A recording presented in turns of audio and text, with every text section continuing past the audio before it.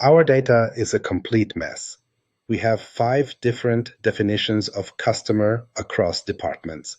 This was what the CIO of a Fortune 500 company told me right before they spent $2 million on a failed data integration project.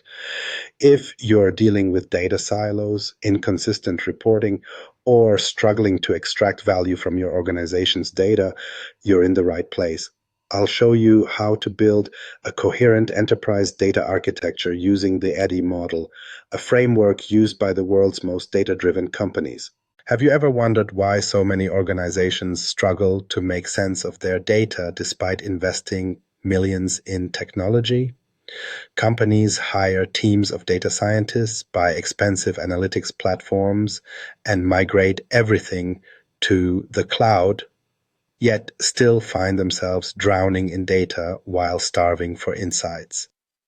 The problem isn't a lack of data or even insufficient technology, it's something more fundamental. Think about it like this.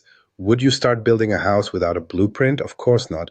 Yet organizations routinely try to build their data systems without a proper enterprise data architecture.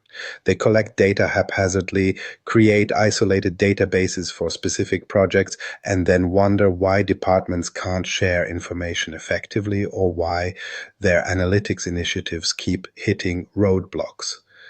Enterprise Data Architecture, or EDA, serves as the comprehensive blueprint that organizes how data flows through your organization. It maps out how data is collected, stored, transformed, distributed, and ultimately used to create value. But it goes beyond simple technical diagrams. A true EDA captures the interrelationships between data, processes, applications, and perhaps most importantly, people. Let me be clear about what EDA is not. It's not the same as database design, which focuses narrowly on how information is structured within a specific system. It's also not system architecture, which primarily concerns the technical infrastructure. Instead, EDA takes a holistic view of the entire data lifecycle from creation to consumption, crossing departmental boundaries and technology platforms. The difference becomes obvious when you consider what happens in organizations without proper architecture. Marketing collects customer data in one format, sales in another, and customer service in yet a third. Product names differ across systems, customer identifiers don't match, and data definitions contradict each other. The result, reports that should show the same information display wildly different numbers, leading executives to lose trust in the data entirely. What makes EDA particularly powerful is that it's fundamentally a strategic business asset, not merely a technical implementation. When done right, it aligns directly with business objectives and capabilities. It answers questions like, what data do we need to support our business strategy? How should information flow between departments? What governance policies ensure our data remains accurate and secure? Which metrics matter most for measuring success? To develop an effective enterprise data architecture, many organizations have adopted the ADDIE model: analysis, design, development, implementation, and evaluation. Originally developed for instructional design, this framework has proven remarkably effective for data architecture because it ensures a methodical approach that starts with understanding the business context before jumping to technical solutions. The power of a well-implemented EDA becomes clear when you look at real-world examples. Consider the Environment Agency of England, which faced significant challenges with inconsistent data across departments. Their implementation of proper data architecture began with something surprisingly simple but powerful: aligning their scientific terminology and data models. This standardization transformed their ability to manage environmental data and produce accurate reports, ultimately leading to better environmental protection decisions. Or take the example of Kuwait, a large construction company that struggled with project management. By implementing enterprise data architecture principles, they created standardized data models that clarified their business processes and improved communication across departments. The result was better resource allocation, reduced delays, and ultimately improved project outcomes. Their architecture didn't just organize data, it provided a common language that helped bridge the gap between business units. These success stories highlight the stark contrast between organizations that get EDA right and those that get it wrong. The business impact can be measured in millions of dollars. Companies with effective data architecture typically experience faster time to market for new products, more accurate business forecasting, reduced operational costs, and better regulatory compliance. Meanwhile, companies without proper architecture often suffer from duplicated efforts, data quality issues, security vulnerabilities, and an inability to adapt quickly to market changes. Here's what might surprise you. The difference between success and failure in enterprise data architecture rarely comes down to technical expertise. Of course, technical knowledge matters, but the organizations that truly transform their data capabilities are the ones that start by deeply understanding their business needs, processes, and objectives. In simple terms, enterprise data architecture isn't about creating complicated diagrams that no one understands or implementing the trendiest database technology. It's about creating a clear, practical blueprint that shows how data supports your specific business. It's about ensuring everyone in the organization uses consistent terms and follows consistent processes. And ultimately, it's about making sure the right information reaches the right people at the right time so they can make better decisions. This is why the first step in the ADDIE model analysis is so crucial. Before you can design an effective architecture, you need to thoroughly understand your current data landscape, business requirements, and pain points. You need to identify what's working, what's broken, and what opportunities exist to transform how your organization uses data. While most executives can name their top competitors or key product lines without hesitation, ask them to identify all their critical data sources and watch the confidence disappear. The gap between what organizations think they know about their data and what they actually know represents one of the greatest hidden risks in business today. This thorough understanding begins with a startling reality. Organizations that skip proper data analysis often find themselves building architectures that solve the wrong problems or miss critical requirements entirely. The analysis phase of the ADDIE model isn't just a preliminary step. It's the foundation upon which everything else stands. It's like an archaeologist carefully mapping a site before excavation begins.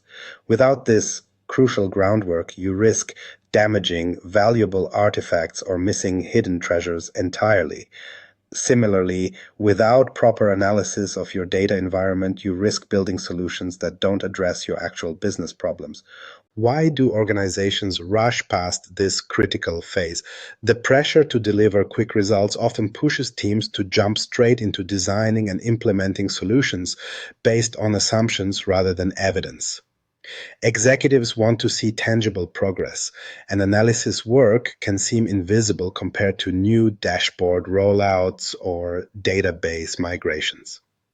This pressure creates a dangerous shortcut mentality. We know what our problems are, let's just fix them. That ultimately leads to costly rework when those assumptions prove incorrect. A systematic approach to data inventory forms the cornerstone of effective analysis. This isn't simply listing databases and applications. It requires documenting existing data sources, their formats, ownership structures, and quality assessments. Think of it as creating a comprehensive map of your data territory before planning any journeys across it. This inventory process reveals surprising insights in nearly every organization. you'll discover shadow IT systems storing critical business information, Excel spreadsheets functioning as unofficial databases, and forgotten data repositories containing valuable historical information. More importantly, you'll identify overlapping systems with conflicting information, like when marketing, finance, and operations all track customer satisfaction, using completely different methodologies and metrics. Templates can streamline this inventory process, ensuring you capture consistent information across all sources. A well-designed template includes fields for data source name, business owner, technical owner, update frequency, data volumes, quality issues, and primary uses. This structured approach prevents the common problem of inconsistent or incomplete documentation that makes meaningful analysis impossible. Stakeholder interviews provide the human context essential for understanding how data actually flows through your organization, not just how it's supposed to flow on paper. These conversations reveal the pain points, workarounds, and priorities that formal documentation often misses. The most effective interviews use open-ended questions that encourage participants to describe their actual data challenges rather than their wish lists for new technology. When conducting these interviews, prepare questions that focus on real-world scenarios. Walk me through how you gather the information for your monthly sales report rather than what data do you need. This approach uncovers the reality of data usage instead of theoretical requirements. Speaking with stakeholders across departments, from executives to frontline workers, provides a complete picture of how information flows throughout the organization. Data flow mapping techniques convert these individual perspectives into visual representations of your information ecosystem. These maps illustrate how data moves between systems, where transformations occur, and where bottlenecks create friction. Process modeling tools help visualize these interactions, making complex relationships understandable to both technical and business audiences. When mapping data flows, pay particular attention to the handoff points between systems and departments. These transition zones often reveal critical insights about data quality issues and process inefficiencies. For example, you might discover that order information passes through 7 different systems before reaching the fulfillment team, with manual rekeying occurring at multiple points, explaining both the errors and delays that have plagued the process. Identifying data silos, redundancies, and quality issues becomes straightforward once you've completed your inventory and mapping exercises. Assessment tools can help quantify these problems and prioritize remediation efforts. Look for duplicate data maintained in multiple systems, inconsistent definitions of key business concepts across departments, and quality issues like missing values, outdated information, or incorrect formats. The consequences of these issues extend far beyond technical inconvenience. A major retail company lost 2 days of online sales when a seemingly minor system update cascaded through interconnected systems they didn't realize shared critical data dependencies. Their incomplete understanding of their data relationships turned a routine maintenance task into a costly business disruption. Prioritizing your data architecture efforts requires balancing business impact against implementation feasibility. Not all problems can be solved simultaneously, and attempting to boil the ocean typically leads to project failure. A structured framework for prioritization ensures you focus on high-value, achievable improvements rather than perfect but impractical solutions. Consider creating a simple matrix with business impact on one axis and implementation complexity on the other. This allows you to identify quick wins, high impact, low complexity, that deliver immediate value while building momentum for more challenging projects. Involving both business and technical stakeholders in this prioritization process ensures balanced decision-making and builds organizational buy-in. Templates for data inventory and flow mapping don't just save time, they ensure consistent documentation that enables meaningful analysis. Organizations that implement systematic approaches to assessment report significantly higher success rates in their data projects. This structured documentation serves as a single source of truth that informs all subsequent architecture decisions. The benefits of thorough analysis extend beyond better technical solutions. Organizations that engage in proper documentation of their data environments report higher success rates in data projects because they make informed decisions based on evidence rather than assumptions. This approach also facilitates more effective communication between technical and business teams by creating a shared understanding of the data landscape. Effective stakeholder interviews significantly enhance understanding of data challenges across the organization. When technical teams truly understand how business users interact with data, their frustrations, workarounds, and priorities, they design solutions that address real needs rather than perceived ones.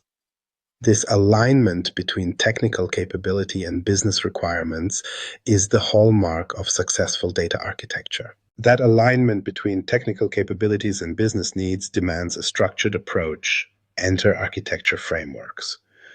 But here's the paradox many organizations face. Choosing between frameworks like Zachman, TOGAF, and DAMA DMBOK often feels like selecting tools for a job you don't fully understand until you've completed it. This challenge explains why nearly 80% of failed data initiatives stumble not because of technology limitations, but because they selected frameworks ill-suited to their organizational structure. Think of architecture frameworks as specialized blueprints for complex data environments.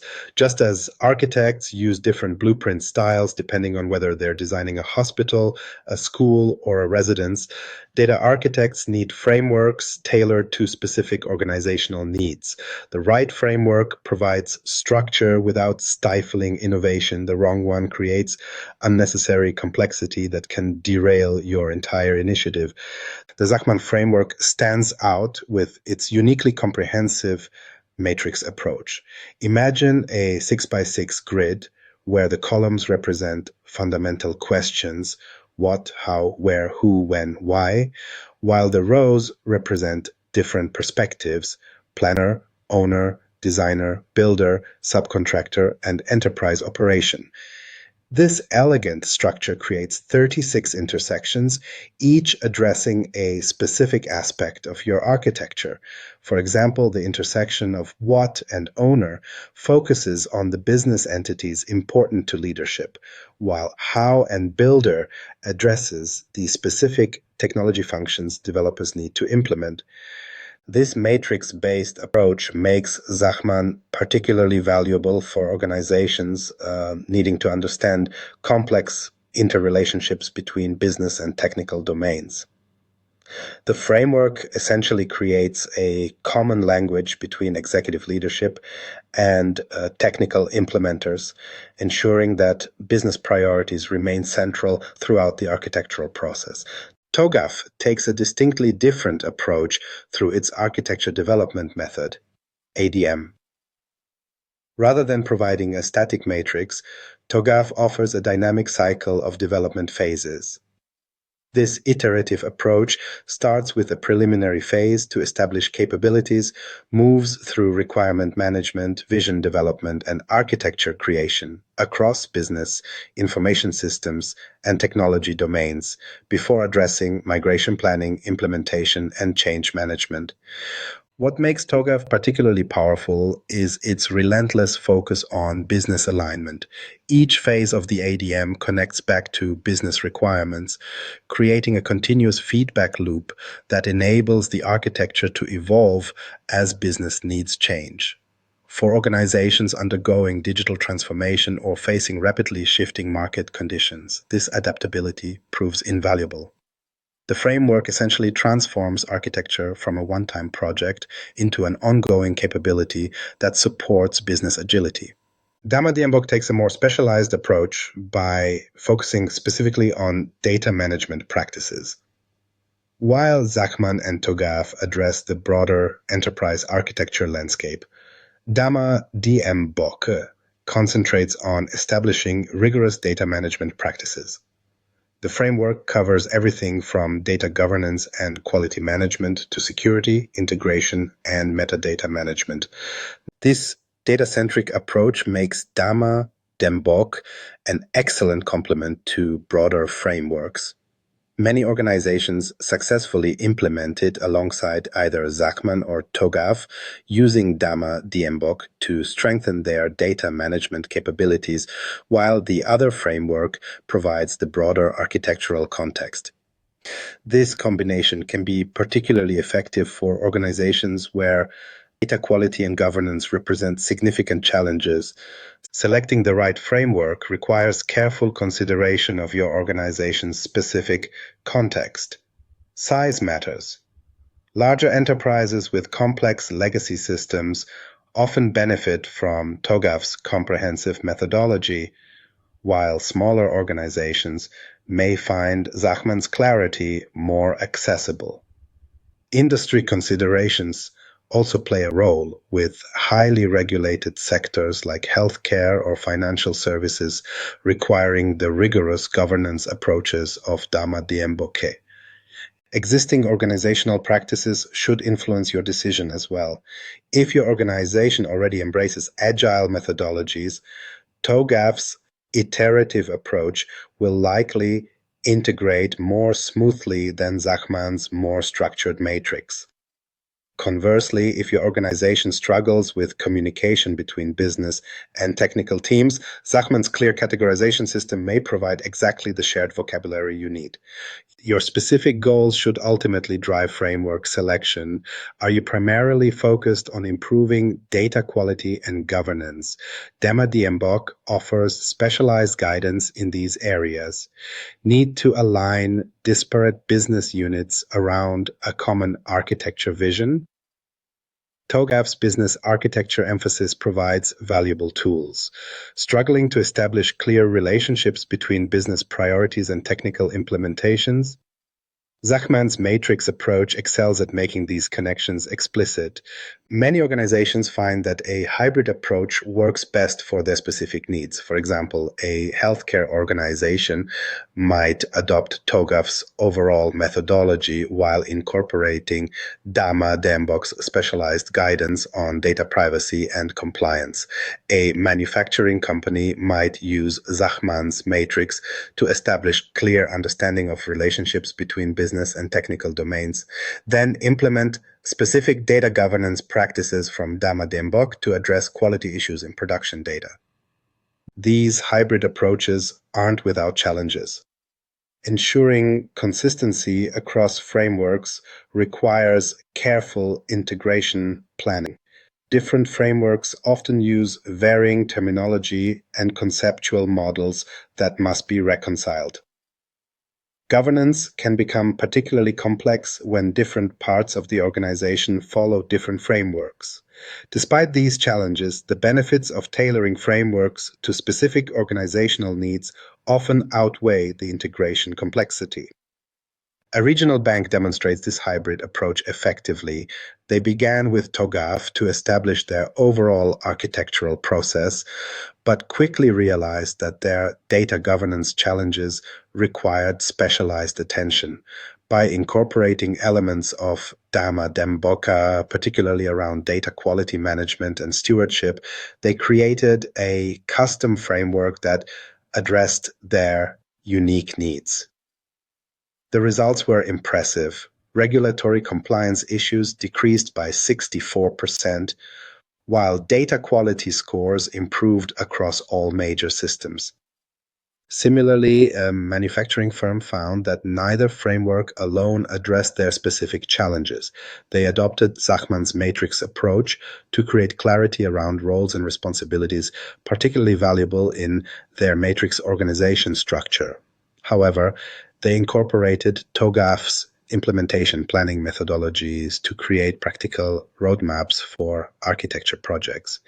This hybrid approach helped them break down long-standing silos between operational technology and information technology teams, enabling their digital transformation initiatives to move forward after years of stalled progress. The key lesson from these examples is clear.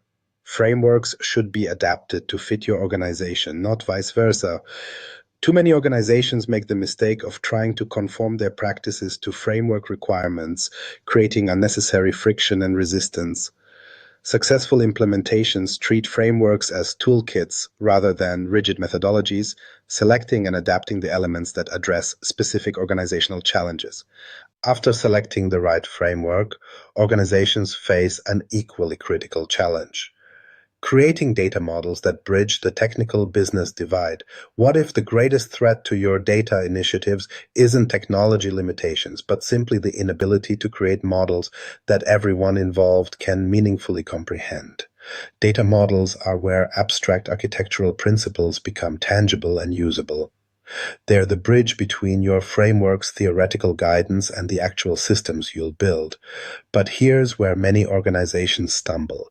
They rush straight to creating detailed technical models without first establishing a shared understanding of what the data actually means to the business. At its core, effective data modeling follows a three-tiered approach that progressively adds detail while maintaining alignment with business needs. Let's break down these three essential levels that form part of the design phase in our ADDIE framework. The conceptual data model serves as your high-level business view. Think of it as the executive summary of your data landscape. What's particularly powerful about an effective conceptual model is that it should ideally fit on a single page, summarizing only the core business concepts without overwhelming detail. This single-page approach isn't just about simplicity, it's a powerful communication tool that forces clarity and focus on what truly matters to the business. A financial services company I worked with struggled for months with a data lake implementation because their technical team kept building detailed models that executives couldn't understand. When they finally stepped back and created a one-page conceptual model showing just the primary entities, customers, accounts, transactions, products, and their relationships, suddenly the conversations changed. Business stakeholders could point to specific entities and clearly articulate their requirements and expectations. The conceptual model answers fundamental business questions. What are our most important data entities? How do they relate to each other? These models deliberately avoid technical details like data types, primary keys, or normalization rules. Instead, they focus on the business concepts and their relationships in language that resonates with non-technical stakeholders. Once you've established this shared understanding, you can move to the logical data model. This second tier adds more granularity by defining the attributes of each entity and the specific relationships between them. The logical model introduces more structure and detail while remaining completely technology independent. This independence is crucial. It ensures your model reflects actual business needs rather than being constrained by specific database limitations or technology choices. For example, your customer entity in the conceptual model might expand in the logical model to include attributes like customer ID, name, contact information, and demographic details. The relationships between entities become more precise, specifying cardinality, one to many to many, and setting the stage for eventual implementation. The logical model serves as the bridge between business concepts and technical implementation, adding the detailed technical teams need while remaining accessible to business stakeholders. When done well, it becomes an invaluable tool for validating requirements and ensuring alignment before significant technical work begins. Only after these first two models are established and validated should you move to the physical data model. This final tier translates your logical model into a specific technology implementation. Here, you'll incorporate database-specific elements like table structures, indexes, partitioning strategies, and performance optimizations. The physical model accounts for the particular capabilities and limitations of your chosen database platforms, whether traditional relational databases, NoSQL systems, or cloud-based data warehouses. While creating these models might seem straightforward, the reality is that many organizations struggle with making them truly effective. The key challenge often lies in visualization. How do you represent complex data relationships in ways that non-technical stakeholders can actually understand? Effective data model visualizations balance completeness with clarity. They include definitions alongside entities and relationships, making it easier for anyone to grasp what each element represents. Color coding can distinguish different types of entities or data domains. Interactive tools allow stakeholders to explore relationships at their own pace, zooming in on areas of interest while maintaining context. A healthcare organization I consulted with used a technique where they created multiple views of the same underlying model. Their clinical teams worked with visualizations focused on patient care workflows, while administrative teams used views that highlighted billing and operational aspects. This approach helped each group engage with the model from their perspective while ensuring everyone worked from the same underlying data architecture. The power of these models extends far beyond documentation. When created effectively, they become communication tools that bridge the divide between business and IT teams. They provide a shared vocabulary and reference point that helps prevent misunderstandings and ensures everyone is working toward the same goals. Consider a manufacturing company that was implementing a new supply chain system. Their initial project meetings were filled with confusion as business teams described requirements using terminology that meant something completely different to the IT team. By collaboratively building data models that included clear definitions and examples, they established a common language. This seemingly simple step reduced rework by over 40% and accelerated their implementation timeline by nearly 2 months. What makes data modeling truly effective is embracing its iterative nature. The models should evolve continuously as your understanding of the business deepens and requirements change. This isn't a sign of failure, but rather a healthy response to learning and adaptation. Organizations that treat data models as living documents rather than static deliverables are better positioned to maintain alignment between technical implementations and business needs over time. To facilitate this iterative approach, many organizations are shifting from traditional modeling tools to collaborative platforms that support real-time feedback and versioning. These tools allow business stakeholders to comment directly on model elements, suggest changes, and see how the model evolves over time. When it comes to notation and representation, common approaches like UML, Unified Modeling Language, and ER, Entity Relationship Diagrams, provide standardized ways to visually represent data relationships and structures. These notations have become industry standards because they make models accessible to a wider audience while providing sufficient detail for technical implementation. A telecommunications company found that adopting standard notations dramatically improved cross-functional collaboration.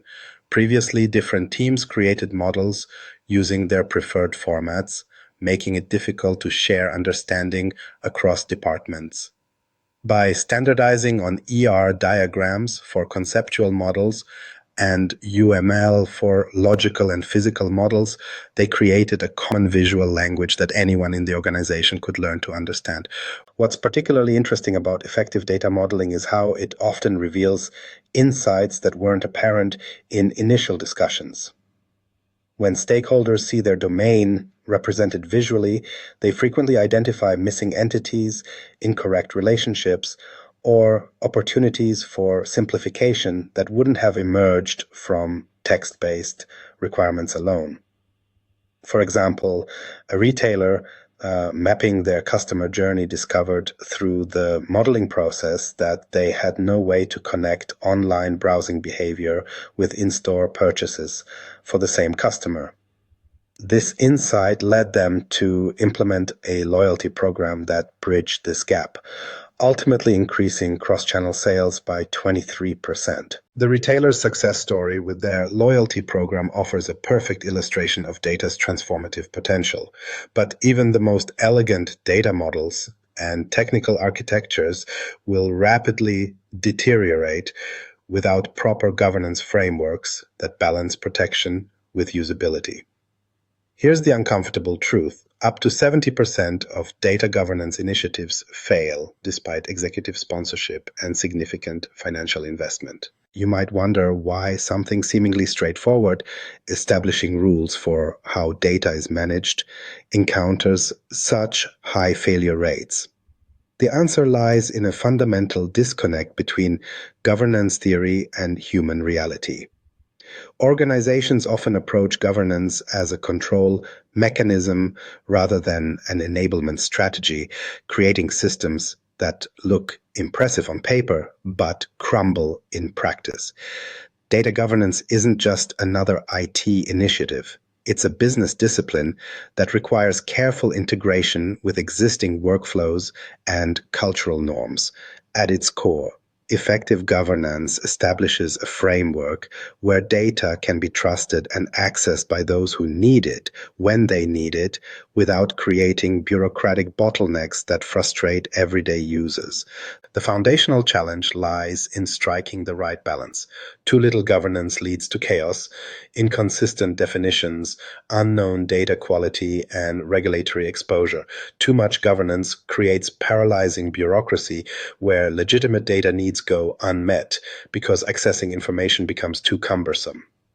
Finding this equilibrium requires understanding both technical requirements and human psychology. Let's examine the 4 pillars that constitute effective governance, starting with roles and responsibilities. Many governance failures stem from ambiguity about who can make decisions about data. A comprehensive roles and responsibilities matrix eliminates this confusion by clearly defining who serves as data owners, stewards, custodians, and consumers. Data owners typically reside in business units and hold ultimate accountability for accuracy and proper usage within their domain. They define requirements but delegate day-to-day responsibilities to data stewards who monitor quality, resolve issues, and ensure compliance with standards.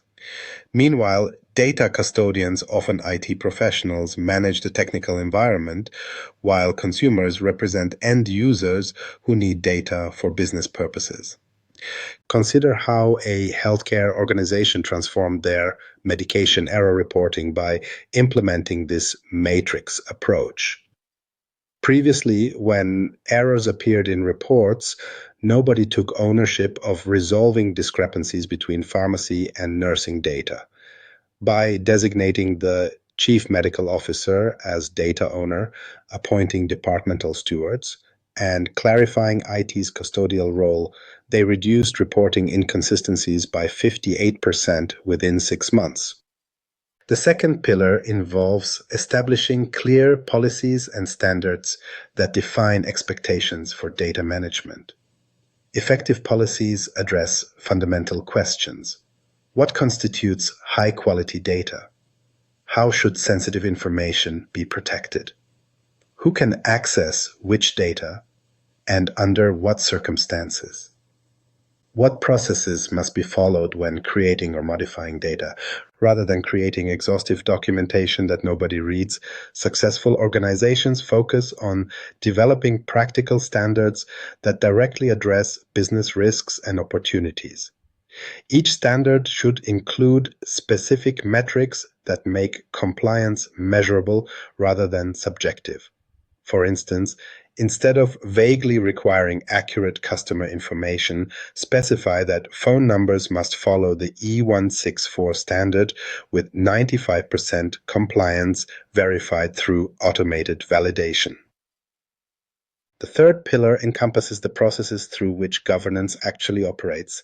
These include workflows for data creation, modification, quality assessment, security, classification, access management, and issue resolution.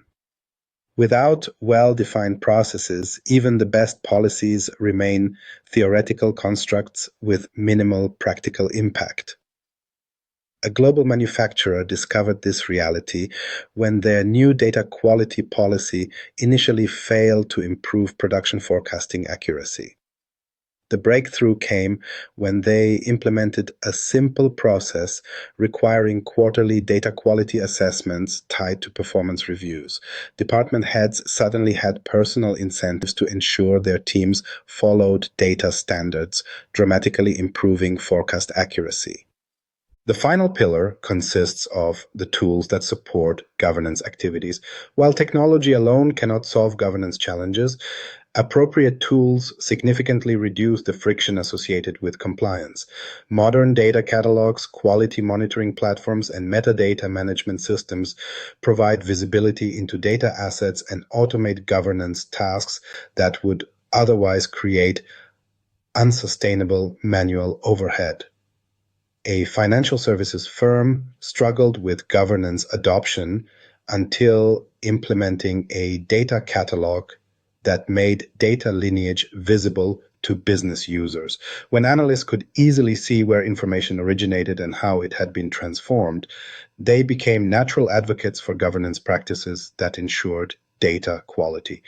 With these pillars in place, organizations must address perhaps the most critical aspect of governance, developing ownership models that assign clear accountability. The most effective approach distributes responsibility throughout the organization rather than concentrating it within IT or a central governance team. Domain-based ownership models assign accountability to business units that derive value from specific data domains. For example, marketing becomes responsible for customer demographic data, while finance owns financial performance metrics. This alignment creates natural incentives for maintaining data quality, as the business units directly benefit from accurate, well-managed information. Beyond establishing ownership, organizations must implement data quality standards that provide objective measures of success. These standards should address multiple dimensions: accuracy, completeness, consistency, timeliness, validity, and uniqueness. For each dimension, define specific metrics that can be automatically validated wherever possible. A telecommunications company significantly improved their customer data by establishing specific completeness thresholds for different customer segments.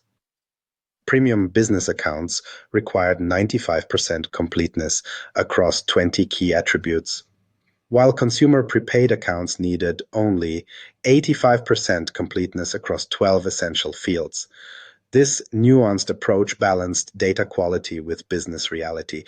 Data stewardship programs represent the human embodiment of governance principles. Effective stewardship engages business users directly rather than positioning governance as an external function imposed upon them. The most successful models establish a network of part-time stewards within business units, supported by a smaller centralized team that provides tools, training, and coordination. This federated approach overcomes the common perception of governance as a bureaucratic obstacle by embedding advocates within teams that use data daily. When colleagues see respected peers championing governance practices, resistance naturally diminishes.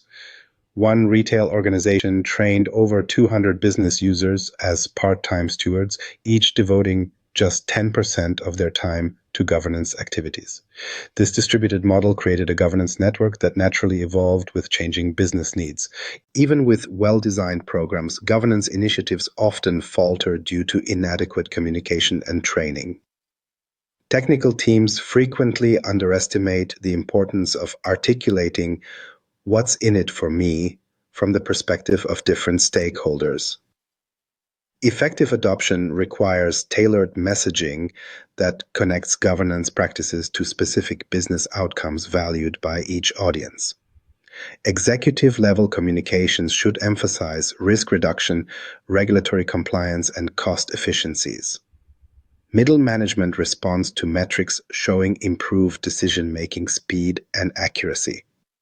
Frontline employees need to understand how governance reduces their daily frustrations with missing or inaccurate data. Training must go beyond explaining policies to include practical exercises that demonstrate immediate benefits. A manufacturing company achieved remarkable adoption by creating team competitions where departments raced to identify and correct data issues with rewards for both speed and accuracy. This gamified approach transformed governance from an abstract concept into a tangible skill with visible outcomes. The organizations that achieve lasting governance success share a common philosophy. They focus relentlessly on enabling positive business outcomes rather than enforcing rules. This distinction might seem subtle, but it fundamentally changes how governance is perceived and practiced. Instead of positioning governance as a control function that restricts activity, successful programs emphasize how proper data management unlocks new capabilities and streamlines existing processes. This architectural approach has shown remarkable results in organizations with diverse business domains. Implementation case studies reveal improved collaboration and faster data access as teams take ownership of their data domains. This ownership model eliminates bottlenecks that typically form around centralized data teams and accelerates the delivery of data-driven insights. Organizations implementing data mesh architectures report not just technical benefits, but cultural ones as well, with increased innovation and greater responsiveness to business needs. When evaluating which architecture pattern best fits your organization, you'll need a structured framework that considers multiple factors. Effective technology evaluation should assess criteria like scalability. Can the architecture grow with your data volume? Integration capabilities. How well does it connect with existing systems? Cost effectiveness. What's the total cost of ownership? And alignment with business objectives. Does it enable the outcomes your stakeholders need? This evaluation can't happen in isolation. It must incorporate input from both technical and business stakeholders. Your architecture won't succeed if technical teams love it, but business users find it impossible to work with, or vice versa. The optimal pattern emerges when you balance these perspectives against your organization's specific constraints and capabilities. Once you've selected an appropriate architecture pattern, successful implementation depends on a clear roadmap. The most effective roadmaps balance quick wins with long-term strategic goals. Start with high-value, low-complexity initiatives that demonstrate immediate benefits. These early successes build momentum and stakeholder confidence. For example, you might begin with a focused data lake implementation for a single high-priority business domain before expanding to other areas. This balanced approach ensures you can demonstrate value quickly while laying the groundwork for more comprehensive data initiatives.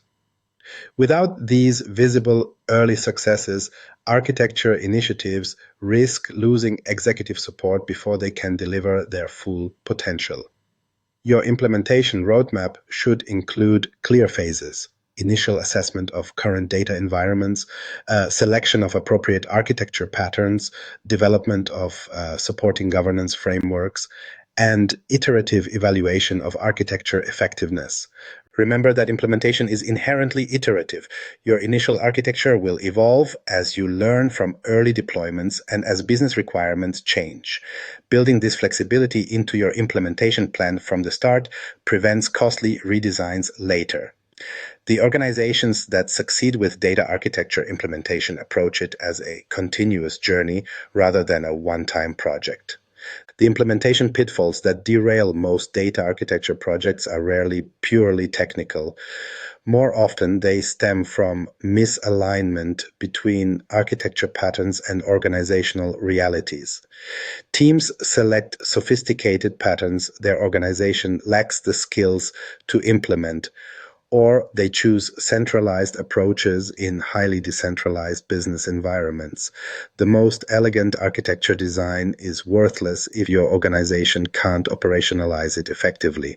Another common pitfall is failing to account for cultural and organizational change management. New architecture patterns often require new ways of working, new skills, and sometimes new organizational structures. Implementation plans that focus exclusively on technology while neglecting these human factors rarely succeed. Perhaps the most insidious pitfall is perfectionism, the endless pursuit of the ideal architecture that prevents any actual implementation. Many organizations get trapped in analysis paralysis, endlessly refining their architecture designs without ever building anything concrete. This is why successful implementations prioritize incremental delivery over theoretical perfection. Get something working, learn from it, and improve iteratively rather than waiting for the perfect design. That incremental approach serves conventional systems well, but artificial intelligence changes the rules entirely. Nearly 70% of organizations discover their existing data architectures become bottlenecks when implementing AI and machine learning initiatives, creating a costly architectural debt that limits their competitive advantage. The architectural patterns we've explored so far work admirably for traditional analytics, but AI introduces a fundamental paradigm shift in how data must be organized, accessed, and processed. Let's consider what makes AI and machine learning architecturally different. While traditional systems typically work with well-structured data following predictable patterns, AI thrives on massive volumes of diverse data types flowing at unprecedented speeds. It's not just about having more data, it's about having architectures specifically designed to handle the unique requirements of machine learning workloads. The first critical consideration is volume. Machine learning models, particularly deep learning systems, require enormous training datasets to achieve accuracy. Your architecture must scale horizontally to accommodate terabytes or even petabytes of data without performance degradation. This goes beyond simply adding more storage. It requires rethinking how data flows through your entire ecosystem. Traditional database systems often struggle with the sheer scale required for effective AI implementations. Variety poses another significant challenge. AI systems frequently need to integrate structured, semi-structured, and unstructured data simultaneously. Your customer information might live in a relational database, while sentiment analysis requires processing unstructured social media posts and call transcripts. An AI-ready architecture must seamlessly blend these diverse sources into unified data sets that machine learning models can effectively process without losing contextual relationships. The velocity dimension becomes particularly important for real-time machine learning applications. When your fraud detection system needs to evaluate transactions in milliseconds, or your recommendation engine must respond to user behavior instantly, traditional batch processing approaches fall short. AI architectures must support both historical analysis for model training and instantaneous data processing for inference. Veracity, the trustworthiness and quality of data, takes on heightened importance in AI applications. Machine learning models amplify any biases or quality issues present in training data. An architecture designed for AI must incorporate robust data quality mechanisms, lineage tracking, and governance controls specifically tailored to machine learning workflows. One architectural innovation that addresses these challenges is the feature store. Think of a feature store as a specialized repository that sits between your data engineering and data science workflows. It manages the transformation of raw data into features, the predictive variables used by machine learning models, while ensuring consistency across training and production environments. Feature stores solve a critical problem in machine learning development. Data scientists typically spend 80% of their time preparing data rather than building models. By centralizing feature creation, organizations can dramatically improve productivity. A payment processing company implemented a feature store and reduced model development time from months to weeks by allowing data scientists to reuse features across multiple models instead of recreating them for each project. Feature stores also address the training serving skew problem, where models perform differently in production than during development due to inconsistencies in how features are calculated. By maintaining a single definition for each feature, feature stores ensure that the same transformations are applied consistently across environments. Knowledge graphs represent another architectural pattern that enhances AI capabilities. Unlike traditional relational databases that store data in tables, knowledge graphs capture semantic relationships between entities in a more flexible, graph-based structure. This approach enables AI systems to understand context and connections that would otherwise remain hidden in siloed data.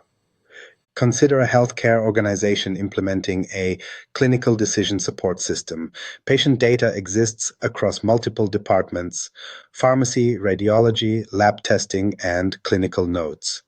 A knowledge graph can connect these disparate data points, allowing an AI system to identify patterns that might indicate adverse drug interactions or suggest alternative treatments based on the complete patient context rather than isolated data points. Knowledge graphs also excel at handling hierarchical relationships and evolving taxonomies, which are common in domains like product catalogs or scientific research. They provide a more intuitive way to represent complex relationships than forcing everything into rigid table structures, enabling more sophisticated reasoning by AI systems. When designing architectures that support both batch and real-time machine learning, consider implementing a Lambda or Kappa architecture pattern. The Lambda architecture maintains separate paths for batch and stream processing, allowing historical analysis for model training while supporting real-time inference. The Kappa architecture simplifies this by treating all data as streams using the same code base for both historical and real-time processing. A telecommunications provider implemented a Lambda architecture for their customer churn prediction system. Batch processing handled monthly model retraining on complete customer histories, while stream processing enabled real-time scoring of customer interactions to identify churn risk as it emerged. This dual approach allowed them to maintain model accuracy while providing actionable insights to customer service representatives during live interactions. Data lineage and metadata management become even more crucial in AI architectures. When models make decisions that impact business outcomes, you need complete visibility into what data was used, how it was transformed, and which algorithms were applied. This goes beyond basic documentation. It requires embedding lineage tracking throughout your architecture. Implement model cards, standardized documentation that captures the purpose, performance characteristics, limitations, and training data for each model. A financial services organization used model cards to satisfy regulatory requirements by documenting how customer data influenced lending decisions, enabling them to demonstrate that their AI systems weren't perpetuating historical biases. Version control should extend beyond code to encompass datasets, feature definitions, model parameters, and deployment configurations. When a model's performance changes, you need to determine whether it's due to data drift, code changes, or deployment environment differences. Comprehensive versioning makes this analysis possible. As you adapt your architecture for AI and machine learning, consider embedding AI functions directly within your data platforms rather than treating them as separate systems. This approach reduces data movement and speeds up processing. Modern data platforms increasingly offer native machine learning capabilities, allowing models to run where the data resides rather than extracting data to separate environments. A retail organization embedded machine learning functions directly into their data warehouse, enabling real-time personalization by eliminating the latency of moving customer behavior data to a separate analysis environment. Their recommendation system response time decreased from seconds to milliseconds, significantly improving conversion rates on their e-commerce platform. The retail company's millisecond improvement in recommendation speed represents a measurable win. But here's the fundamental question we need to address. How do you actually know if your data architecture is delivering real business value beyond simple performance metrics? Without proper evaluation methods, you're essentially operating on faith rather than evidence. The evaluation phase of the ADDIE model is perhaps the most overlooked yet critically important step in the data architecture lifecycle. It's where theory meets reality, where impressive technical specifications are tested against actual business impact. This isn't just about checking boxes after implementation. It's about establishing a continuous feedback loop that drives improvement and demonstrates the tangible value of your architecture investments. What makes evaluating architecture effectiveness particularly challenging is that many of its benefits manifest indirectly and over extended periods. When a company invests millions in revamping their data architecture, the executive team understandably wants clear evidence of return on investment. But the relationship between architectural changes and business outcomes isn't always straightforward or immediate. For instance, improvements in data integration might take months to translate into better customer insights, which then take additional time to impact marketing strategies and ultimately sales performance. This indirect causality creates a significant challenge when trying to justify architecture investments to stakeholders focused on quarterly results. To overcome this challenge, organizations need a structured approach to evaluation that combines both quantitative metrics and qualitative feedback. Let's start with establishing the right key performance indicators, KPIs, for your data architecture. Rather than generic IT metrics, these should align directly with both technical quality and business outcomes. Data quality metrics form the foundation of effective architecture evaluation. These include completeness, percentage of required fields populated, accuracy, conformity to verified sources, consistency, agreement across systems, timeliness, how current the data is, and uniqueness, absence of duplicates. Each metric should have specific thresholds based on business requirements, finance data, might require 99.9% accuracy, while marketing data might accept 95% in exchange for greater timeliness. Time to insight represents how quickly your organization can move from raw data to actionable business intelligence. This KPI directly measures one of architecture's most important functions, enabling faster, better decision-making. You might track how long it takes to integrate new data sources, generate cross-functional reports, or answer novel business questions. Improvement in these metrics demonstrates that your architecture is removing barriers to insight rather than creating them. Cost efficiency metrics help quantify the economic impact of your architecture. This goes beyond simple infrastructure costs to include total cost of ownership, resource utilization, maintenance requirements, and the labor needed to operate the system. An effective architecture should show improving efficiency over time, with costs growing more slowly than data volume or system capabilities. User satisfaction may seem subjective, but it provides essential feedback on whether your architecture serves its human users effectively.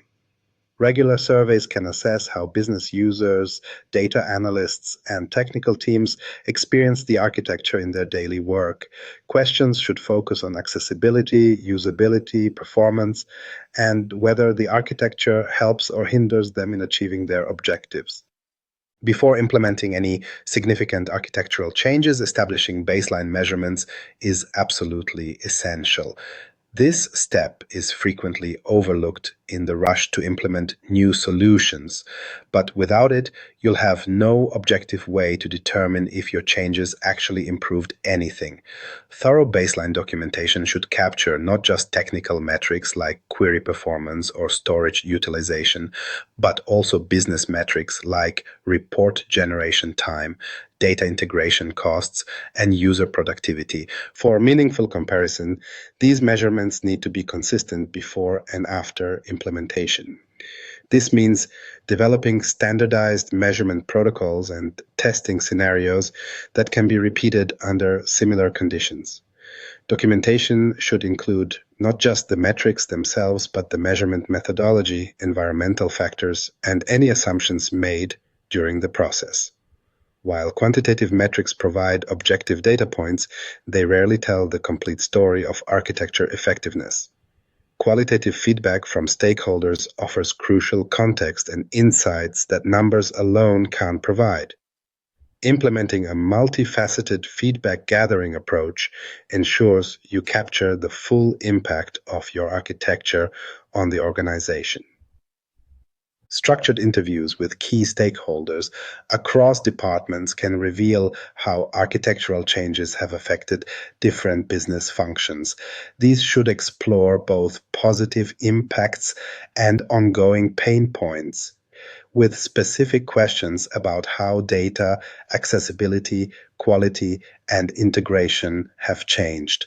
Including both technical and non-technical stakeholders provides a more comprehensive picture of architecture effectiveness. Regular surveys allow you to collect feedback at scale, tracking sentiment and satisfaction over time. These can range from detailed assessments for power users to quick pulse checks for occasional users.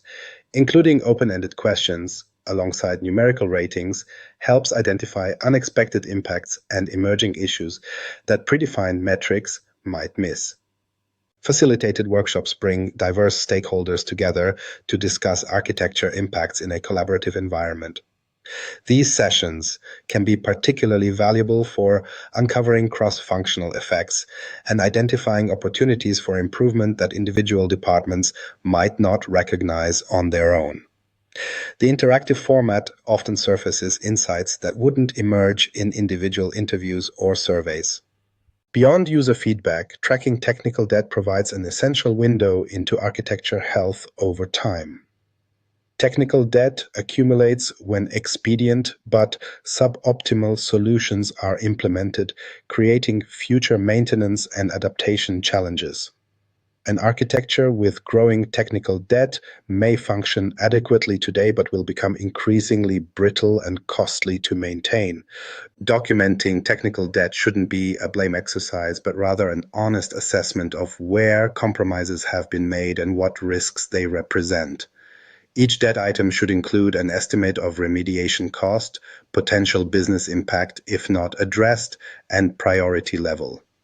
Tracking these metrics over time reveals whether your architecture governance is effectively managing debt or allowing it to accumulate to dangerous levels.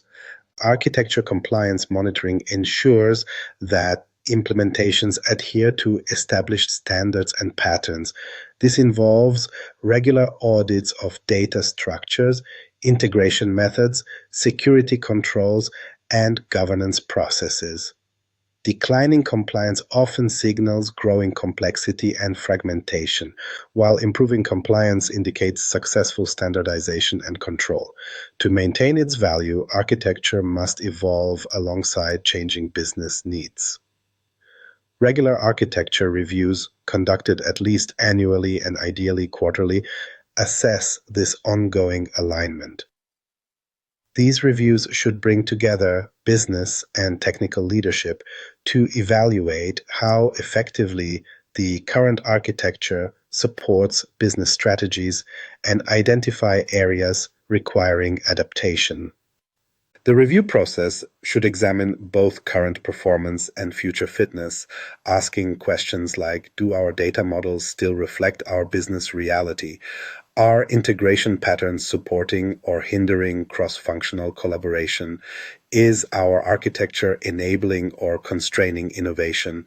Does our current approach adequately address emerging requirements like real-time analytics or external data sharing? Unlike technical architecture assessments, these strategic reviews focus primarily on business outcomes rather than implementation details. The goal isn't technical perfection, but rather ensuring the architecture continues to enable business capabilities cost effectively.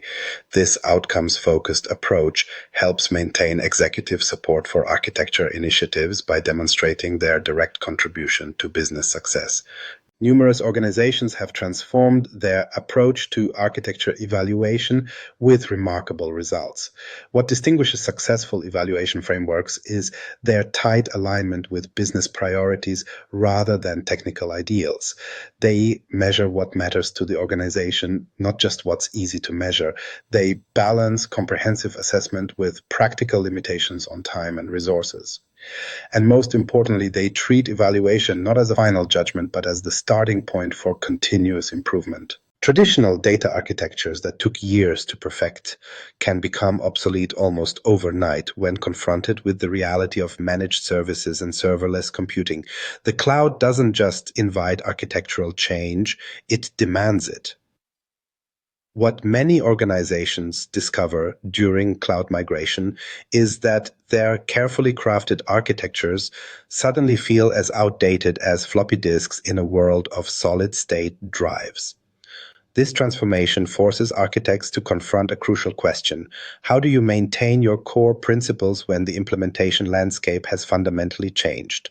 Architecture isn't meant to be static. It's a living framework that must evolve with changing business needs, technological innovations, and market conditions. Think of it as an organism that adapts to its environment rather than a monument set in stone. This evolution becomes particularly critical when organizations transition to cloud environments, where the very nature of computing resources shifts dramatically. Cloud platforms fundamentally transform traditional architectural approaches by introducing managed services and serverless computing options. These innovations eliminate much of the infrastructure management burden that previously consumed IT resources. Instead of provisioning servers, managing databases, and handling scaling manually, organizations can leverage cloud-native services that handle these functions automatically. This shift allows data teams to focus more on creating business value and less on maintaining infrastructure. Consider what happens when an organization moves from on-premises data warehouses to cloud-based alternatives. Suddenly, concepts like capacity planning take on different meanings. Instead of purchasing hardware to accommodate peak loads plus a safety margin, architects can design for elasticity, where resources scale up and down automatically based on actual demand. This fundamental shift requires rethinking how we approach resource allocation, performance optimization, and cost management. The transition isn't without challenges. Organizations adopting cloud architectures often struggle to maintain architectural integrity while adapting to new technologies. Data governance becomes more complex when information flows between on-premises systems and multiple cloud environments. Integration challenges multiply when different departments adopt cloud services independently, potentially creating new data silos in the cloud rather than solving existing ones. Security models also require significant adaptation. The shared responsibility model of cloud computing means organizations must recalibrate their security controls, understanding which aspects are handled by the provider versus which remain their responsibility. This shift can create temporary vulnerabilities during transition periods if not carefully managed. One powerful strategy for navigating these challenges is adopting a hybrid and multi-cloud architectural approach. This strategy prevents vendor lock-in by allowing organizations to leverage the best services from multiple cloud providers while maintaining flexibility in their data management practices. A healthcare organization might use Google Cloud for its machine learning capabilities, AWS for its comprehensive data warehousing, and maintain certain sensitive patient data on premises for regulatory compliance. Implementing a successful multi-cloud strategy requires clear data governance policies that span environments. Organizations need to establish consistent data definitions, quality standards, and access controls that work across platforms. Interoperability becomes critical. Data must flow seamlessly between environments without losing integrity or context. This often necessitates investing in abstraction layers that shield business processes from the underlying technical implementations. Data security in multi-cloud environments demands special attention. Each provider has unique security controls and compliance certifications. Architects must implement comprehensive security frameworks that protect sensitive information consistently across platforms, often employing encryption, tokenization, and robust identity management solutions that work across cloud boundaries. The payoff for effectively evolving architecture for cloud environments is substantial. Organizations report improved agility and responsiveness to changing business needs. When marketing wants to launch a new campaign that requires analyzing customer behavior across multiple touchpoints, a well-designed cloud architecture can support this initiative in days rather than the months it might take with traditional approaches. Teams collaborate more effectively when data is accessible through cloud platforms, breaking down geographical and departmental barriers. The financial benefits are equally compelling. Statistics show that cloud migration can lead to significant improvements in operational efficiency, with companies reporting up to a 30% reduction in costs associated with data storage and management after transitioning to cloud-based solutions. These savings come not just from reduced infrastructure costs, but from decreased maintenance overhead and improved resource utilization. Looking beyond immediate cloud adoption, future-proofing your architecture requires designing systems that can easily integrate emerging technologies. Artificial intelligence and machine learning demand flexible data architectures capable of handling diverse data types and enormous volumes. Edge computing pushes processing closer to data sources, requiring architectures that can manage distributed processing while maintaining central governance. The integration of AI functions directly into enterprise data platforms is becoming essential for organizations looking to scale their AI operations. This integration reduces latency and improves performance by keeping data processing close to where data resides. Architectural approaches that separate data storage from AI processing are increasingly giving way to unified platforms that support both functions, allowing for more sophisticated real-time analytics. Creating architectures flexible enough to incorporate new data types and sources is another critical capability. The explosion of IoT devices, social media feeds, video content, and other unstructured data means architectures must adapt to ingest, process, and analyze information that doesn't fit neatly into traditional database structures. This flexibility requires modular designs where components can be replaced or enhanced without disrupting the entire system. Balancing standardization with innovation presents another architectural challenge. Without standards, organizations risk creating fragmented, incompatible systems that undermine the value of their data. Yet, excessive standardization can stifle innovation and slow adaptation to changing business needs. Successful architecture governance establishes clear guardrails for security, integration, and data management while allowing flexibility in implementation details. Architecture lifecycle management provides a structured approach to evolution. This process includes regular reassessment of business needs, technology capabilities, and architectural fit. Many organizations implement formal architecture review boards that meet quarterly to evaluate emerging requirements and technological innovations.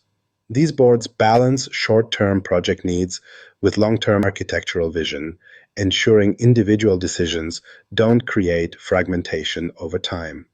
A practical approach to architecture lifecycle management includes creating a modernization roadmap that sequences changes based on business impact and technical dependencies. Rather than attempting wholesale transformation, successful organizations identify high-value components for modernization while maintaining compatibility with existing systems. This incremental approach reduces risk while still moving the organization forward.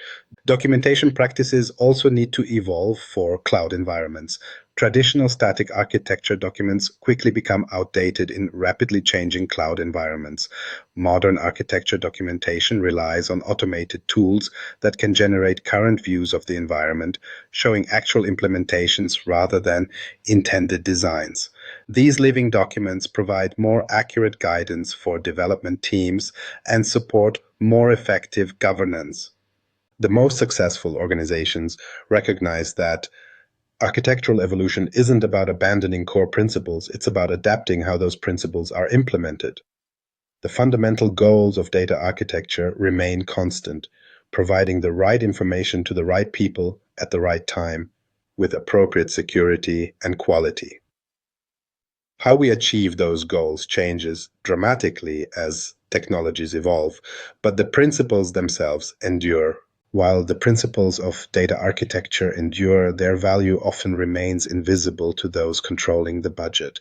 Ever wonder why one retail company lost 2 full days of online sales with revenue in the millions simply because a database administrator changed a product code's data type without understanding its business implications? This wasn't just a technical failure, it was a failure to communicate architecture's business value. The gap between technical implementation and business perception creates a dangerous disconnect. Data architects speak in terms of models, patterns, and frameworks, while executives focus on revenue, costs, and competitive advantage. When these languages don't translate, architecture initiatives get viewed as cost centers rather than value drivers, leading to underfunding, lack of organizational buy-in, and ultimately failed projects. This perception problem isn't just frustrating, it's existential for data teams. Without a clear connection to business outcomes, even the most technically sound architecture becomes vulnerable to budget cuts and leadership changes. The solution isn't to build better architectures, it's to build better business cases that demonstrate tangible value. Business capability mapping provides a powerful methodology for bridging this gap. This approach aligns data architecture components directly with organizational capabilities, creating a visual representation of how data assets support core business functions. Start by identifying your organization's key capabilities: customer acquisition, product development, supply chain management, then map specific architecture elements to each capability. For example, a customer data platform doesn't exist in isolation. It directly enables customer segmentation capabilities that drive personalized marketing. By mapping the relationship between the technical component and the business capability, you transform abstract architecture into concrete value drivers. This mapping exercise often reveals surprising insights about which architectural elements deliver the most business impact, helping prioritize investments. The Environmental Agency of England demonstrated this approach's power when they aligned their data architecture with scientific terminology. This wasn't just a technical exercise, it created an entirely new public data publishing capability that delivered measurable community impact. The architecture enabled a business capability that hadn't previously existed, creating value that extended beyond internal operations. Beyond capability mapping, developing business-focused metrics helps quantify architecture's impact. Traditional IT metrics like system uptime or query response time rarely resonate with executives. Instead, focus on metrics that directly connect to business outcomes. Revenue impact metrics measure how architecture enables new or expanded revenue streams. For instance, a unified customer data model might enable cross-selling opportunities that increase average transaction value by 15%. By tracking this metric before and after implementing the architecture, you create a direct line from technical work to top-line growth. Cost efficiency metrics quantify reduction in operational expenses through improved data management. An insurance company that clearly defined what a customer means across their organization didn't just improve data quality, they eliminated duplicate mailings that had been costing millions annually. This single architectural clarification created immediate and measurable cost savings. Risk mitigation metrics track how architecture reduces business exposures. For regulated industries, the architecture's role in ensuring compliance can be quantified by measuring decrease in audit findings or potential penalty exposure. When executives see architecture as a risk management tool that protects revenue and reputation, funding becomes easier to secure. Agility metrics measure how quickly the organization can respond to market changes or opportunities because of architectural improvements. Track metrics like time to market for new products or the speed at which customer insights become actionable business initiatives. These metrics become most powerful when incorporated into formal ROI calculations. Data architecture investments often struggle to demonstrate return because benefits accrue over time and across multiple business units. Overcome this challenge by developing comprehensive ROI frameworks that capture both direct and indirect value. Start with clear cost accounting that includes not just implementation expenses, but ongoing maintenance, training, and operational costs. On the benefit side, cast a wide net that includes both hard savings, reduced storage costs, eliminated redundant systems, and soft benefits, improved decision quality, increased data utilization. A critical component often missed in ROI calculations is opportunity cost analysis. What business initiatives would fail without proper architecture? What competitive advantages would be unrealized? Quantifying these opportunity costs provides compelling justification for proactive investment rather than reactive fixes. Time value considerations are particularly important for architecture initiatives. Benefits often appear years after initial investment, making traditional ROI calculations challenging. Use net present value (NPV) analysis to properly account for this timing difference, showing how short-term investments create long-term value streams. These robust ROI frameworks support compelling business cases that communicate architecture value in non-technical terms. Effective business cases follow a clear structure. They begin with business context, clearly state the problem or opportunity, propose a solution framed in business terms, and provide detailed cost-benefit analysis. The most persuasive business cases use storytelling techniques that make abstract architecture concepts concrete. Rather than discussing improved data quality, tell the story of how unified product data will transform customer experience and reduce return rates. Instead of enhanced data governance, explain how clear data ownership will accelerate regulatory compliance and reduce audit costs.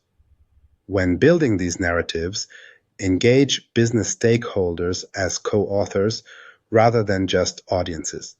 Their involvement ensures the business case reflects actual priorities and creates natural advocates when seeking executive approval. This collaborative approach transforms architecture from an IT initiative to a business initiative with IT components. Executive communication requires particular attention to format and focus. Create layered communications that provide summary information with the option to explore details. Executive summaries should fit on a single page, highlighting key business impacts and ROI figures without technical jargon. Visual communication becomes essential for making abstract architecture concepts tangible. Develop before and after visualizations that show business processes with and without the proposed architecture.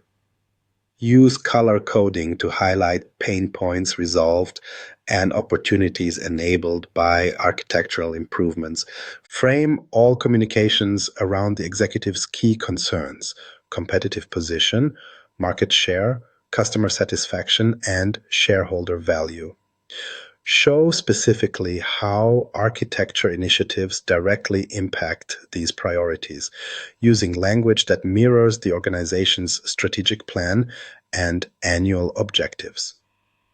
Timing also matters. Align architecture proposals with business planning cycles rather than technology roadmaps.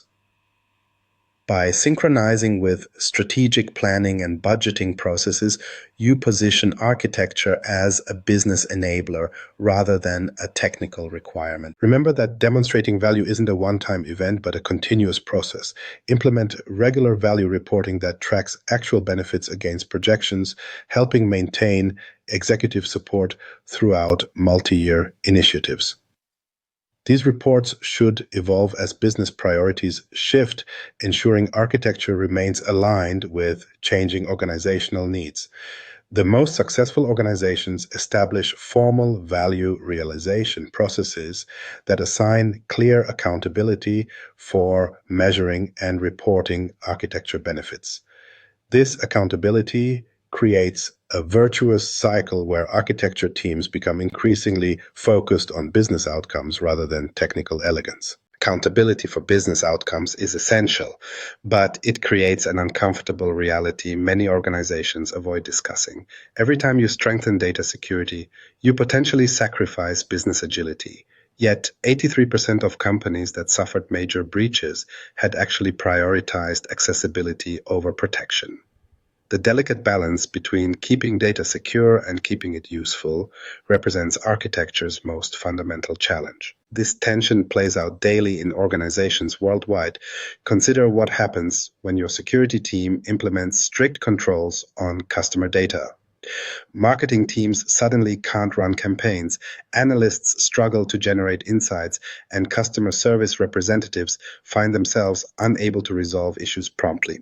Conversely, when access controls are too lax, sensitive information becomes vulnerable to both external threats and internal misuse.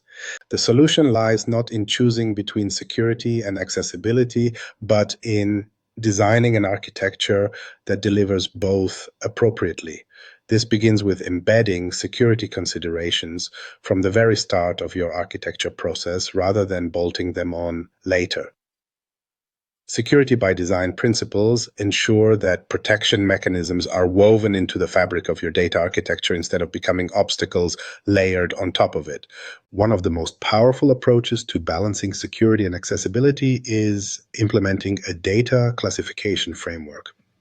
Rather than applying uniform security controls across all information assets, this framework categorizes data based on sensitivity levels and then applies proportionate protections. For instance, publicly available product information requires minimal safeguards, while personally identifiable customer details demand robust protection mechanisms. This nuanced approach prevents the overprotection of non-sensitive data while ensuring critical information remains secure. The classification process typically involves categorizing data into tiers such as public, internal, confidential, and restricted. Each tier then receives appropriate controls aligned with its sensitivity level. What makes this approach particularly effective is that it allows organizations to focus their most stringent security measures where they matter most without creating unnecessary friction for everyday business operations involving less sensitive information. Implementing least privilege access models represents another cornerstone of balanced security architecture. This principle dictates that users should have access only to the specific data required for their roles, nothing more, nothing less. When properly implemented, least privilege models dramatically reduce the risk surface while still enabling legitimate users to perform their functions efficiently. The implementation begins with role-based access control, RBAC, which assigns permissions based on job functions rather than individual identities. This can be further refined with attribute-based access control, ABAC, which considers contextual factors like location, time of day, and device security posture when making access decisions. The most sophisticated organizations are now implementing dynamic access models that continuously evaluate risk factors and adjust permissions accordingly. A healthcare organization demonstrated the power of this approach when they redesigned their data architecture to implement granular access controls. Rather than giving clinicians access to all patient records, the system now grants access only to records of patients under their care. This change reduced unauthorized access incidents by 76% while actually improving clinician satisfaction by presenting them with more relevant information. Secure data sharing across organizational boundaries presents particularly complex challenges. Modern business ecosystems require the exchange of information with partners, suppliers, customers, and regulators, each with different security requirements and capabilities. Building architectures that enable this exchange without compromising security demands thoughtful design. Data virtualization technologies offer one solution by providing a logical abstraction layer that can apply security policies consistently across diverse data sources. Rather than physically moving sensitive data between environments, virtualization allows controlled access to information while it remains in its secure original location. This approach reduces the proliferation of sensitive data copies while maintaining security controls. API-based data exchange represents another architectural pattern that balances security with accessibility. Well-designed APIs can enforce security policies, validate requests, limit data exposure, and create audit trails while still enabling seamless integration between systems. Their standardized interfaces also make security testing and monitoring more straightforward compared to ad hoc data transfers. Beyond these architectural approaches, privacy-enhancing technologies, PETs, provide powerful mechanisms for protecting sensitive information while still enabling analytics and data sharing. These technologies allow organizations to derive value from data without exposing the underlying sensitive information. Differential privacy techniques add precisely calculated noise to datasets, making it impossible to identify individuals while preserving statistical validity for analytics. Homomorphic encryption allows computation directly on encrypted data without decryption, enabling secure analysis of sensitive information. Federated learning permits building machine learning models across multiple data sources without centralizing sensitive data. Meanwhile, tokenization replaces sensitive values with non-sensitive equivalents that maintain relationships and patterns without exposing the original information. A financial services institution implemented federated learning to analyze customer behavior patterns across several regional banks without centralizing sensitive transaction data. This approach allowed them to develop more accurate fraud detection models while complying with data localization regulations. The result was a 34% improvement in fraud detection rates without moving sensitive data outside its original secure location. The integration of security requirements doesn't have to slow down your data initiatives when approached correctly. Start by engaging security teams early in the architecture process rather than bringing them in for last-minute approvals. Make security professionals partners in solution design rather than gatekeepers who can only say yes or no. Develop security patterns and templates that can be reused across projects to avoid reinventing security controls with each new initiative. Automation plays a critical role in balancing security with speed. Automated classification tools can analyze data content to apply appropriate security controls without manual intervention. Security as code approaches embed protection mechanisms directly into architecture deployment processes. Continuous compliance monitoring identifies potential issues before they become significant problems. These automation capabilities allow security to keep pace with rapid development cycles rather than becoming a bottleneck. Remember that the ultimate goal isn't perfect security, it's appropriate security that enables rather than inhibits business operations. The most effective security architecture is often invisible to legitimate users, while creating insurmountable barriers for unauthorized access. When users don't even notice security controls because they align perfectly with their workflow, you've achieved the ideal balance. Organizations that successfully navigate this balance typically approach security architecture as a business enabler rather than simply a risk mitigation function.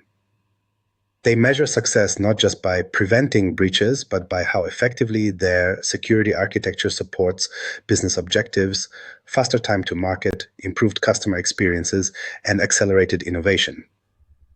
Throughout our journey, we've seen that successful data architecture isn't about technical perfection. It's about creating a foundation for better decision making. What truly transforms organizations is how data models bridge the gap between business requirements and technical implementations.